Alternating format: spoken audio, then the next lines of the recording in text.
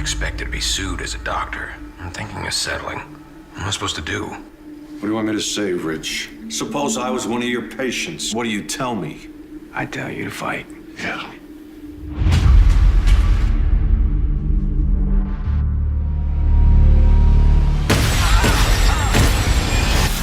They find that body in the morning, they're gonna come looking for us. On the search for 2 fugitives suspected of armed robbery earlier this evening. I need a doctor. Is that him? Yeah, that's him. This is perfect. Isolated, remote. My brother already has your wife and kid. You're operating, Doc. My brother dies, I'm gonna kill you. I'm gonna kill your daughter, I'm gonna kill your wife, and I'm gonna kill your dad. Are we gonna be okay? Used to be the big dog in town. Don't try anything. When I start cutting, bite on this.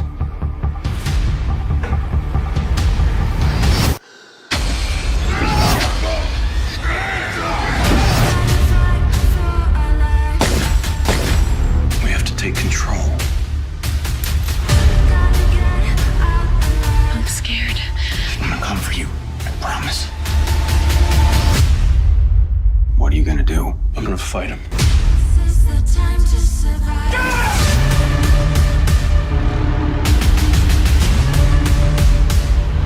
Get out of here now.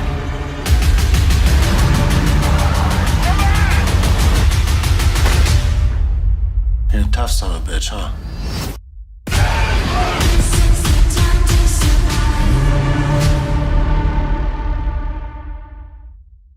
How are you, man? I'm good. Yeah, I'm doing good. Good. So how you're in LA, I believe I asked you, right? Yes. Yeah, I'm based in Southern California. Okay. How's everything going for you out there? We're holding up okay. I mean, there's obviously all these lockdowns and whatnot, so it's been a lot to deal with, especially on the filmmaking side. Yeah. Everything being shut down and unable to shoot, unable to kind of like, there was a project I was supposed to do over the summer and it got pushed because of this whole pandemic. Mm-hmm. So it's definitely been unprecedented time for everyone. Yeah. What have you been doing in the meantime? Have you been working on anything? I think you froze. Yeah, I lost you there. Sorry about that. That's okay. I was asking what have you been doing in the meantime? Like in the downtime that you've had. Yeah, I mean, that's a good question. So I've been doing posts on the last movie that I've completed. So there's one movie that I'm still finishing up on post on. So we got that complete, and then literally just been doing a lot of writing and reading scripts and trying to get stuff going for once this is all over. Gotcha. Hopefully get another project set up soon. Is that one Hard Kill? Yeah, that one's Hard Kill. Yeah. Okay. I was kind of, I'm doing a little bit of a cheating here because I don't retain a lot of information. I like to joke when I was a teenager and younger guy before the internet, I had IMDb in my head, and now it's on my phone. Seriously. It's hard to remember even like stuff like, stuff I've seen a million times. Like, wait, who? I just realized I was watching Apocalypse Now the other day and just noticed that Christopher Walken's brother is in the movie. Oh, is he really? I didn't Very, know that. very briefly. Glenn Walken, who I didn't even know there was Glenn Walken. So tell me a little bit about Survive the Night. How did that get started? And Survive was it's a home invasion thriller, and it's based on a sort of like a script that I've been working on with a writer.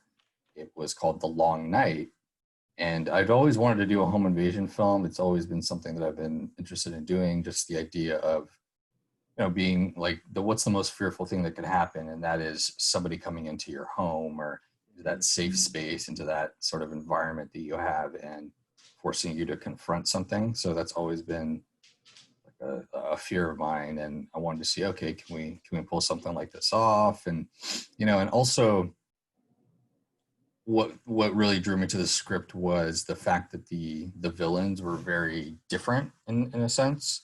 A lot of the times when you do these home invasion films, the bad guys are just these masked people or these evil like strangers, kind of like that you never know about, or you never kind of understand or sympathize or empathize with them. It's always just these boogeymen. So I thought it was interesting that basically you took this sort of like of mice and men story of these two brothers and kind of pushed that into a home invasion thriller. I thought that was interesting.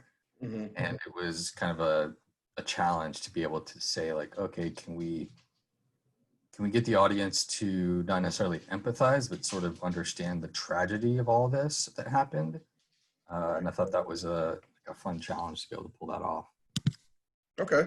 And you came up with the idea, and Doug Wolf is the writer? Yeah, no, he actually came up with the idea, but we had sort of like a back and forth collaboration on it. And he wrote the script, and then I went back and forth on it, and then we sold the script to a company called EFO. And what's funny is I was initially going to direct Survive the Night first, but while we were kind of making tweaks to the script, the same company, EFO, like they have a deal with Lionsgate. They do these movies with Bruce, and they're like, hey, do you want to direct another movie before? And I'm like, what's the movie called? And they're like, Trauma Center. So they sent me a script for another film to do before Survive, which ended up being my first collaboration with Bruce. And that was a completely different script, but also sort of an intense suspense thriller. Gotcha. And your next one, is that with Bruce as well? Yeah, this is the Eskandari Willis trilogy, as I like to call it. So obviously you mentioned that Bruce has some sort of deal with Lionsgate. Yeah. I believe he was in another film where he plays not the lead. It was a movie with Frank Grillo I saw called Reprisal, which I think Lionsgate did that too, which is interesting that he has a deal with Lionsgate to kind of just, because he seems to take different projects nowadays. How long did you have like a shorter window with Bruce or something? Yeah, no, I mean it's all the same thing with a lot of these. It used to be you'd get 1 day with Bruce. Now you get 2 days on these projects, and it's an 8-hour day. So you have, and Lionsgate requires he has to be in at least, I believe, 25 minutes of the film. So you have to shoot 25 pages in basically 16 hours, which is incredibly challenging. It's not easy to do. The first time I worked with him, it was sort of like a learning experience. I was trying to understand, like, how can we maximize this time, and how can we really get the most bang for our buck with Bruce. We got this legend here. How do we make sure that his character in the story provides the most interesting through line, and so like Trauma Center, for instance, I was kind of surprised that there was these pages and pages of exposition that he was having to do, and I'm like, why are we having Bruce Willis read like all this dialogue, exposition? Let's give this to another person and do something Bruce a little juicier to work with here. You know what I mean? So really, that experience made me kind of go back, and when I did Survive the Night, I made sure every scene had a purpose for him. Like there were some stakes, some emotional drama, stuff happening to him, so that you would have to kind of like tap into that emotional well. And I think he's in like 45 minutes of Survive the Night. He was honestly in it. He ended up being in it more than I guess I thought, because I was kind of basing it off of having seen him in Reprisal, where he plays the neighbor, the ex-cop neighbor, and he's kind of there, but it's like, like kind of like seems it felt more to me like he literally showed up for a couple of days, and then like the rest of the movie was out Bruce. But this one, he does feel like he's actually in it more than I expect, because I heard Lionsgate seems to, that might be a thing with them, because I saw they worked with Mel Gibson on his new one, Force of Nature, which... Have you seen that yet? No, I haven't actually yet. I want to check that out. Yeah, I'm curious to see, because they shot that movie about this. When I was shooting Trauma Center in Puerto Rico, they were shooting that Mel Gibson movie at the same time. They had like 25 days, I think, and I had 10 days. Wow, you had 10 days for the whole film. Yeah, for the whole film. Yeah. So I was curious to crazy. see how that looks. How it's like, okay, so I'll give you a little background myself. So I am friends with a filmmaker, and I went down to see his film in Atlanta shoot one time, and he's established. He's done some things. I mean, he's even had a couple of big hits, and he literally had 30 days to do his film. Oddly enough, it's produced by the two of the guys that work with you, Okay. Randall and George. sounds right, yeah. Okay. So it was a similar thing where like that one has Mel Gibson in it too, which is interesting. It's That's interesting. looping thing that's going around. So and I was able to see like the set and everything, but I was amazed at like nowadays I know that things are somewhat easier and move a little bit quicker, especially when you're on a budget.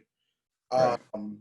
But I still like to do a whole movie in less than 30 days, in 30 days, and then with you saying it was 10, I'm like, and I know Steven Soderbergh does movies on his iPhone now and everything. So I mean, the whole thing. No, it's definitely a different time period. You can get away with a lot more, but it's not the ideal.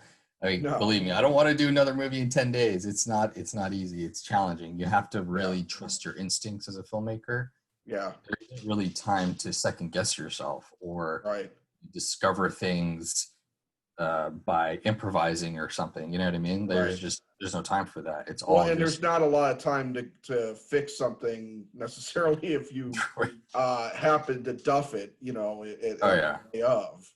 I did an interview last week with Michael Casey, who came out with Hunter's Moon. I think Lionsgate did that too. Oh, okay, yeah.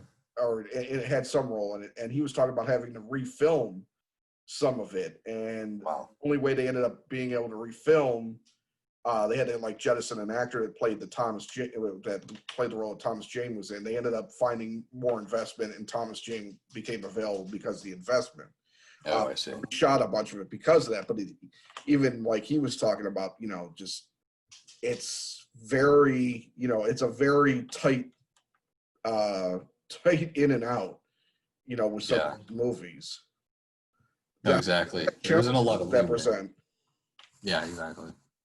What kind of challenges does that present for you? Well, I mean, a lot of it comes down to just preparation. You have to be so prepared.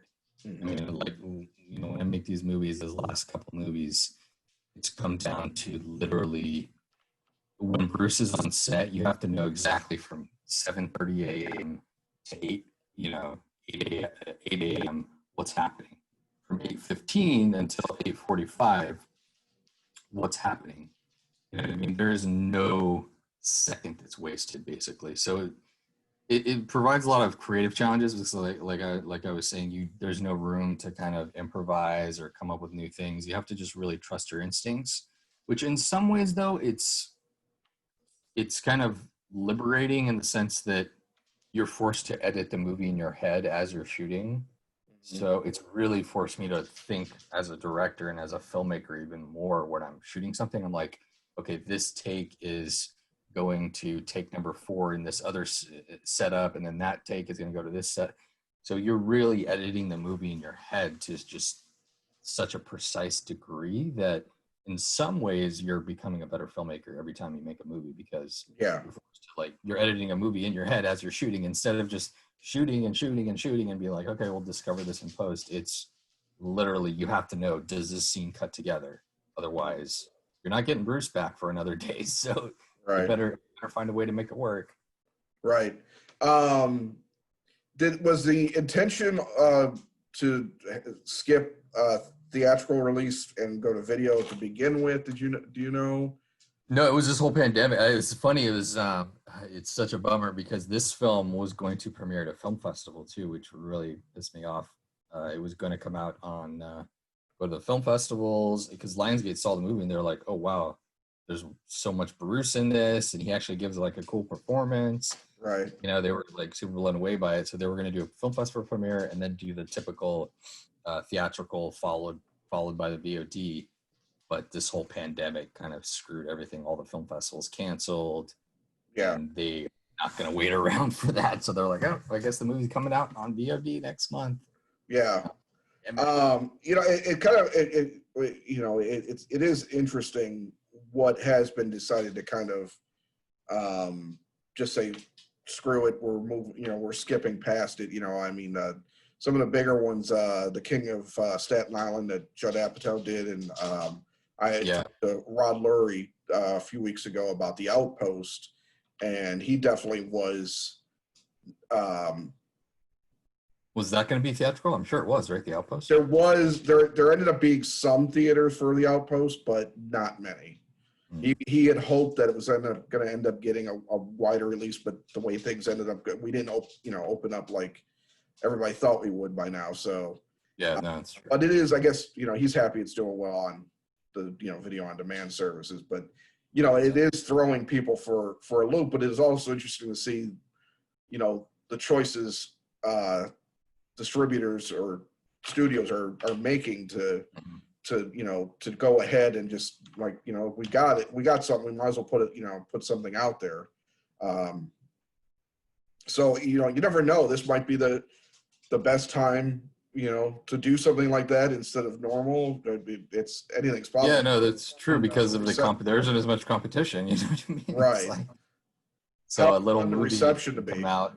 Yeah, exactly. Well, didn't that movie Wretched that came out on drive-in theaters? Did you hear about that? Relic?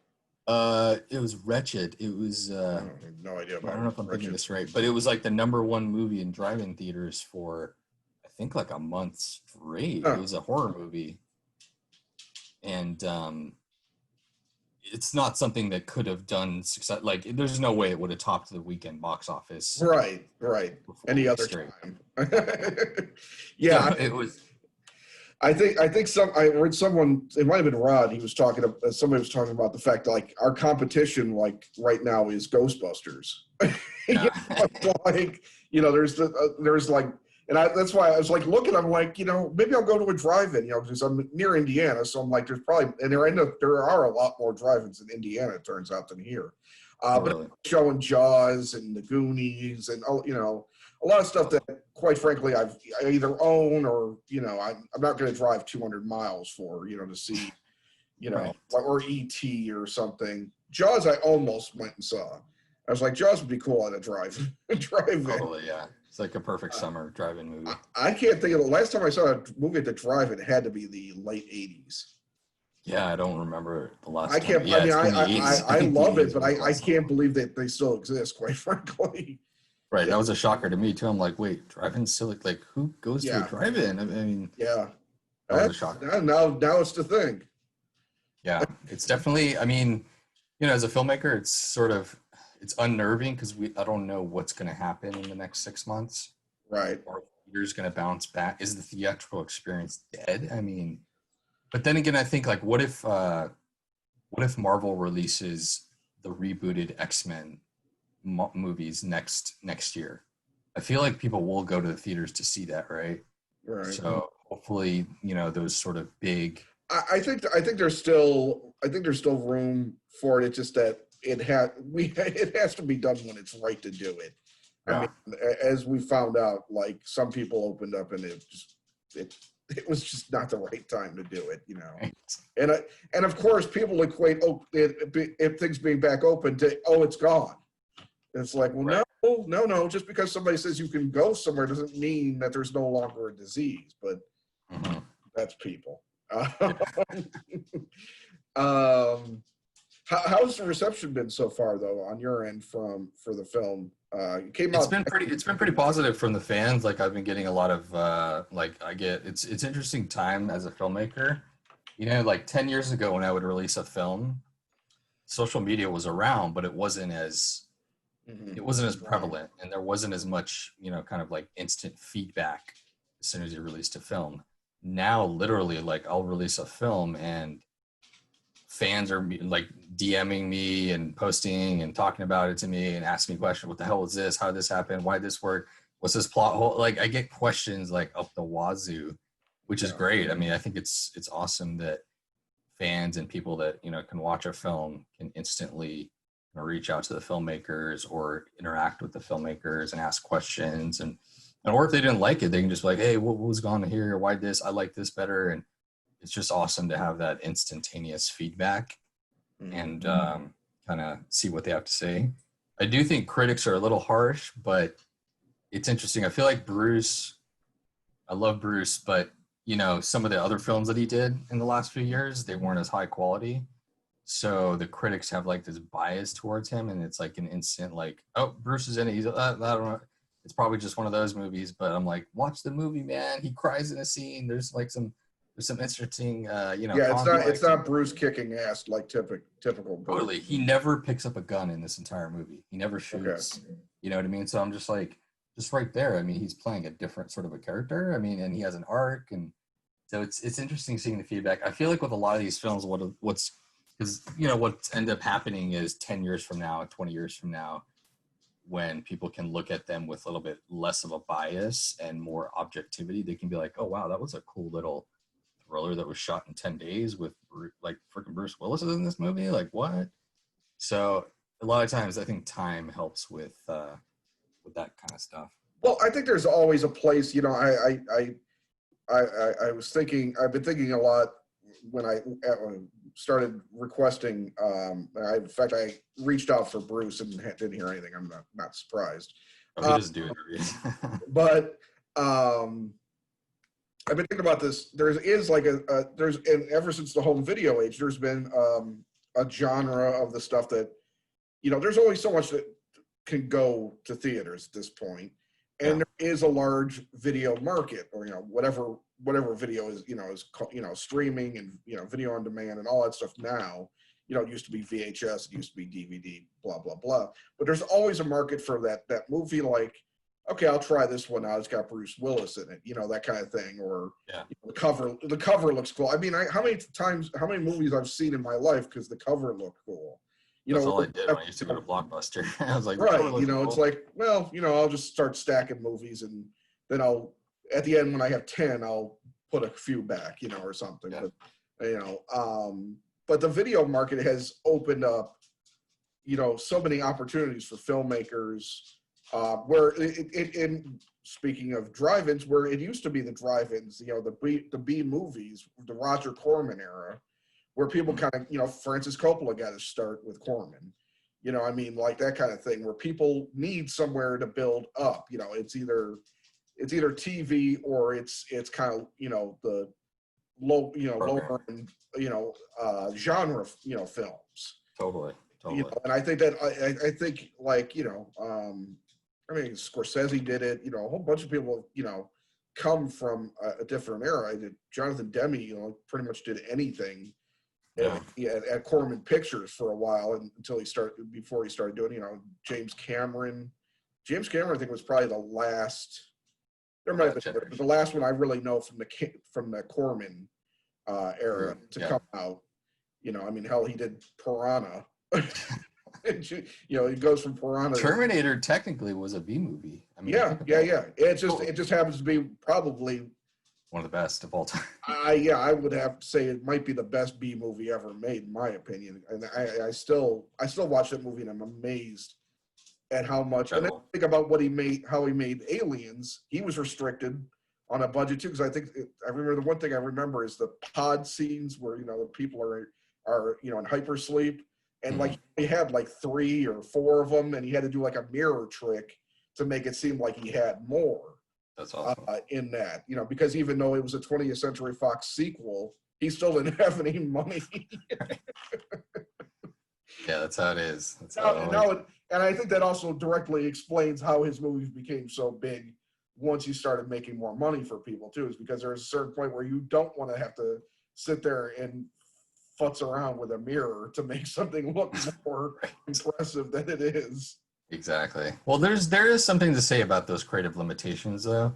They force you to think outside the box and come up with more creative solutions for issues that, let's just CGI it. Just use CG for this. Right. Like, no, maybe let's you know, back in the day they didn't have that crutch to fall back on, where it was like, oh, just CG it or fix it in post or whatever. And it forced them to really to figure out a solution that worked on the day. I mean, that's why a lot of those movies, you know, from the 80s, they hold up so well, is because it's practical. It's somebody Right. there whose head's blowing off or something. Not an actual person, but it's like Right, but animatronic thing or whatever. yeah. It's an actual, it's a physical object. It's a thing that's being recorded and it just looks great. I think if there's one, and I not to sound like some old timer, but I think if there's one thing that's probably wrong with modern day filmmaking is just the crutch of CGI. Yeah. To the point where it's not even used particularly well. I think Marvel, does a really good job of it. I mean, Lord knows they spend enough on their damn movies for everything to be perfect. You couldn't imagine nowadays a $20 million Marvel movie. That's for sure. But I think some films use it as a crutch when they could just do practical and it would probably even cost less, which doesn't make any sense. But, it's also why we still had 3D films for, everything had to be converted to 3D when people still kept not going to see 3D films. Exactly. Everything wasn't Avatar, For the most part, everything looked like crap in 3D. It was just more money. It was supposed to be like this next renaissance of 3D films, and it didn't happen. Why? Because they were either being cheaply converted to 3D, Right. or they weren't taking into consideration, okay, this is going to be shot in 3D. How do we use this new element of the medium to actually push the genre forward or push what we're doing forward? Otherwise, it's what's the point? You know what I mean? You're just looking at a 3D thing, like it's not going to make me want. Yeah, and it's so written. Like Avatar was probably the only film. No, the only other film that I was impressed by 3D on was Gravity. Oh yeah, Gravity was great too. Yeah, that was great. I felt like that was. I mean, think of all the movies that they converted to 3D or whatever, and we're talking about 2. It's like that's not a good ratio, really. That's definitely not a good ratio. Yeah, sometimes I would just go in and I'm like, why am I paying all this money? Like, why am I striking? the 2D version. You wear glasses too, so you're slapping them on top of your glasses? Oh yeah, exactly. Which is another, another thing. And I almost just started thinking that I don't think 3D will ever take off until they can do it without the glasses, if that's possible. I mean, that's interesting. Yeah, I mean, I can't imagine. Present a different set of. Here's this chip you put in your head, Right. Or just create some sort of projection mechanism that'll literally have it come out like virtual reality without the goggles sort of thing, like a hologram. Totally, something like that. Okay, that's interesting. Who knows? Who knows what they're going to have to come up with to keep people coming to the theaters? Yeah. Theaters, I will say, have gotten better.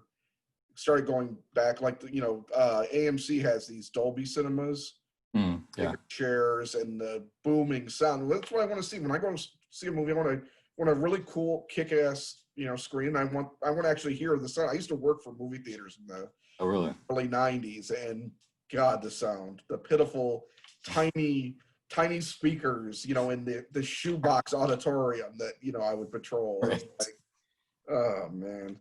Yeah, no, it's true. It's true. Yeah, when you're paying all that money to see something in a theater, you're expecting the best sound, the best picture, and just, people actually kind of respecting the theater and not just, having. That's the one thing that I get pissed off is when people are on their phones all over the place. You see all these blinking lights and stuff, and it's like, like you're paying money to be in a theater. Just I sometimes that's one reason I like going to movies at this point is because it's the one time I'm not sitting there screwing around on my phone. Exactly. Yeah. Right. No, it forces you to actually turn it off.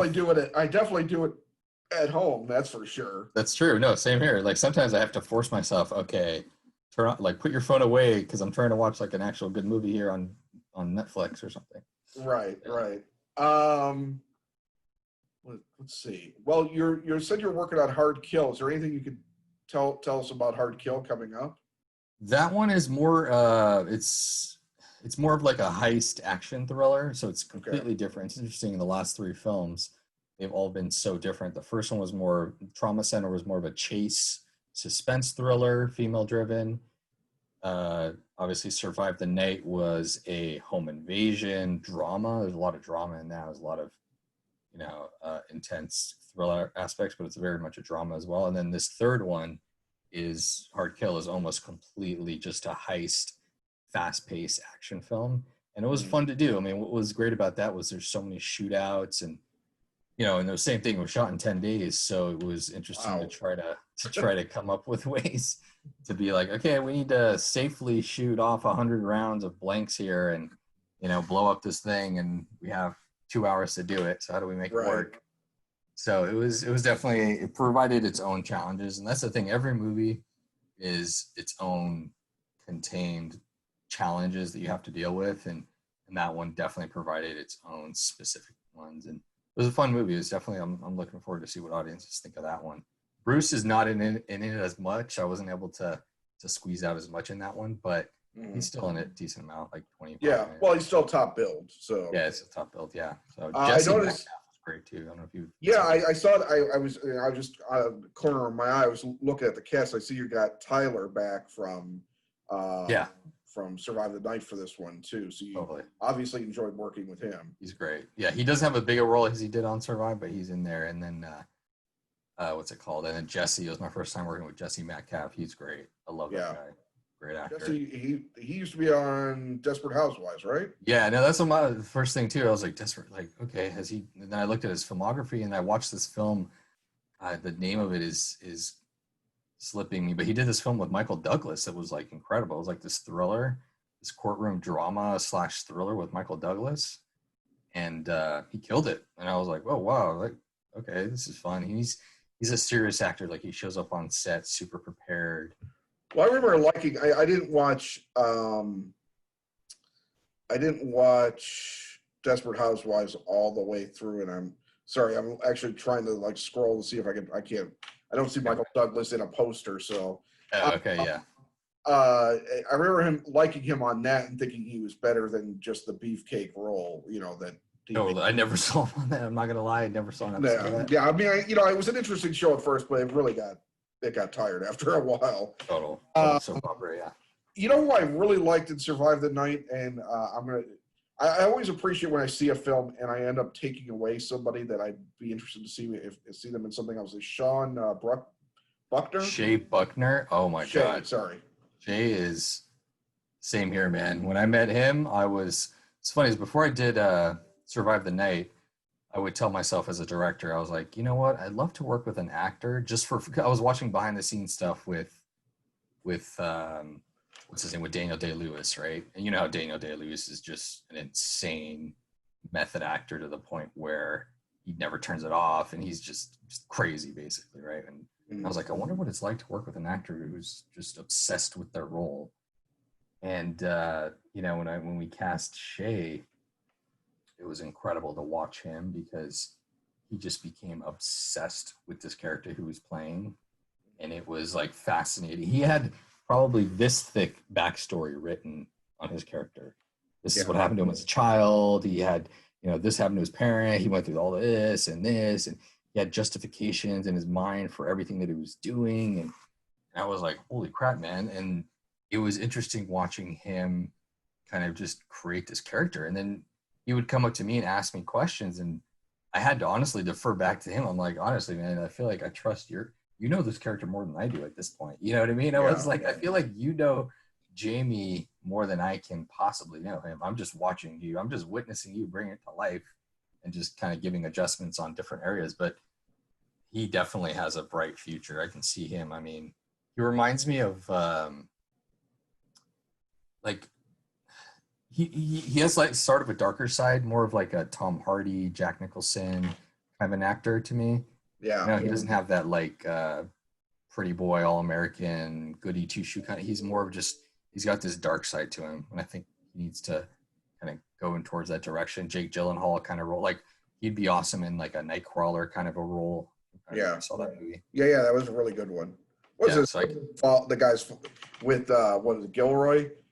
Gilroy, yeah. Yeah, his follow-up, Velvet Buzzsaw, was a little disappointing, pretentious, but not that it wasn't fun. It was a little much. But Nightcrawler was one of, it's not to get into the tangent, but when I get surprised by a film and it really creeps me out, that's one that really creeped me out because I was 100%. surprised, and in a similar way, I will say that, and without spoiling it for anybody who hasn't seen it, but the first half hour or so, the actions that Shay's character Jamie makes did quite surprise me, because I was expecting a fairly standard, okay, these guys are on the run, they do something, but they're not that bad, they're just troubled guys, and they make wrong decisions. And no, Jamie's just a bad guy. Like, he absolutely enjoys just killing people. So it's like the idea, like when people get killed, when you don't think they're going to get killed, that leads you to think, well, game on for anyone, basically. 100%. Yeah, I think it raises the stakes when you're not. Whenever there's a character in the script who's just unpredictable, there is that sense of you have no idea what's going to happen, right? It's like, but there's a lot of people do that, and that's why I'm giving you credit. A lot of people do that, and you're like, okay, well, they're just doing that to it. But this one felt like, just the way that things happen. I'm like, okay, this guy, I literally don't know what the hell is going to happen with this guy at all. And I will say that he was by far my favorite of the cast. That's awesome. That's great to hear. Yeah, I mean, I'm not gonna lie, I feel the same way. He's just an awesome actor, and his character just was fascinating to me because there was just there's so many sides to it, right? I mean, it's difficult because as a filmmaker, as a storyteller, you're not necessarily sympathizing with him, but you're definitely being forced to, there's so many scenes where these two brothers are talking to each other in these private moments, and you don't, like, as an audience, you're like, why are we in this like intimate private moment between these two characters who are supposed to be the bad guys, right? What's going on? So it's very uncomfortable for people, and that sometimes turns people off. They're like, but for me, it's like, to me, his character. See, I love it when people lean into that stuff. Totally, yeah. For me, I lean into that kind of stuff too. I'm like, well, who is this? Like, who is this psychopath? Like, what led him to this? And why is he why does he love his brother so much? You know what I mean? Yeah.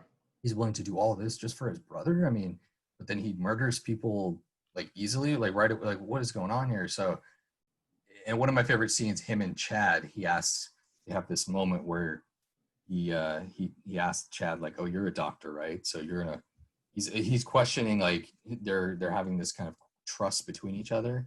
He's like, I can trust you, right? And it's kind of like this back and forth, and it's fascinating to me. Like, those kind of scenes were fun to do, and it added a lot of depth to the story and made it different than just your rote kind of two bad guys just doing their thing. Yeah. So for the next one you do when you do get back to directing, what is the one thing you're hoping for? Let's say, what is the one thing you're hoping for aside from something more than 10 days? Some more than 10 days, yeah. I'd love to, you know what? I'm still kind of exploring other projects and different things to see I don't know what's going to happen in terms of like what actually gets greenlit to shoot next. And if we do get greenlit, it's just, the more I've made films, the more I just, you want to do films that you have sort of a passion about, because no matter what, you're going to end up spending a year of your life dedicated to it. So if there's nothing in there to get you involved, what's the point, really, right? It's finding something that really pulls me in thematically, and I'm the type of filmmaker where I'm not necessarily looking to make a statement, right? I'm not like the type of filmmaker that says this movie has a political statement, or I'm trying to tell something that's like I'm trying to preach to you guys about. To me, it's about timeless themes, about fathers, sons, brotherhood, family, love. Is those kind of like classic themes that that I'm more interested in. So to me, it's about finding those kind of timeless stories. Like, did you see that new movie? Did you see Ford versus Ferrari? Yeah, I love that movie. It's just like a story. It's just it's just a timeless sort of story. That movie could have come out anytime, any period. Could have came out 50 years ago, 30 years ago, 10 years ago, 5 years ago, 100 years ago, whatever.